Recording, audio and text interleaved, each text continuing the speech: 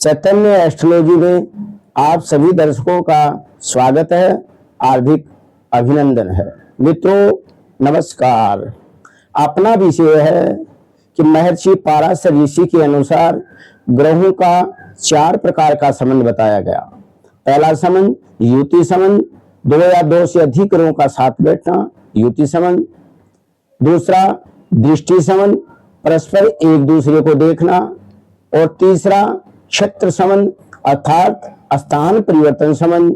और आज अपना है चौथा संबंध स्थान दृष्टि संबंध। स्थान दृष्टि संबंध का जो अभिप्राय है मैं आपको एक कुंडली के माध्यम से बता रहा हूं। अपने सामने एक मेष लगन की कुंडली दी गई है। यहाँ पर मंगल फॉर एग्जाम्पल यदि लगन से षष्ठम भाव में हो तो अपनी अष्टम दृष्टि के द्वारा लगन को देख रहा है। नंबर 2 सप्तम भाव में सप्तम दृष्टि के द्वारा लगन को देख रहा है। और मंगल यदि मकर राशि में अर्थात उच्च राशि का हो तो अपनी चतुर्थ दृष्टि के द्वारा लगन को देख रहा है। अतः लगन को बल मिलेगा।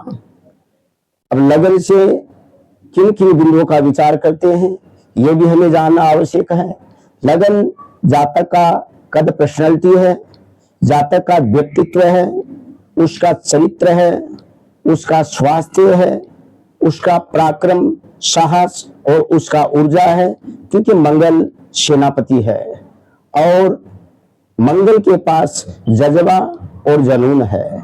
यदि यहाँ मंगल मेष लगन की कुंडली के अंदर 10वें भाव में जो कि केंद्र भाव है और उच्च राशि स्थित होकर यदि बैठा हो तो यह मंगल अपनी चतुर्थ दृष्टि के द्वारा लगन को देखेगा, अतः लगन के फल को बढ़ाएगा।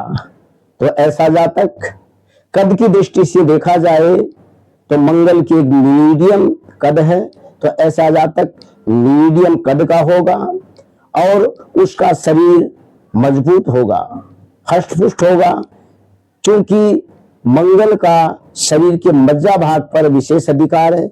इसके कारण से शरीर जातक का गठीला होगा और उसका उत्तम स्वास्थ्य होगा।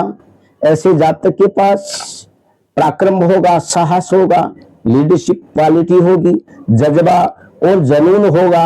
अर्थात ऐसे जातक का व्यक्तित्व है वो आकर्षक व्यक्तित्व होगा और आरोग्यता जातक के पास होगी।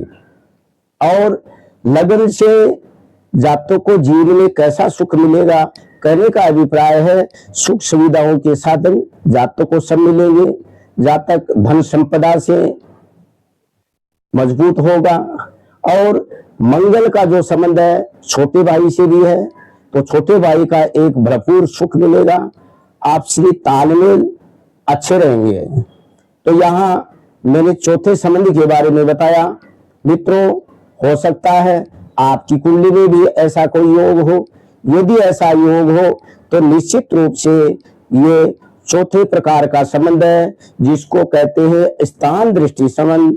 आज अपने ये 4 संबंध पूरे हुए और आगे के लिए हम और अन्य दो संबंध बताए हैं अन्य ऋषियों के अनुसार, एक त्रिकोण संबंध और दूसरा केंद्रवर्ती संबंध। मित्रों आज के लिए इतना ही। नमस्कार।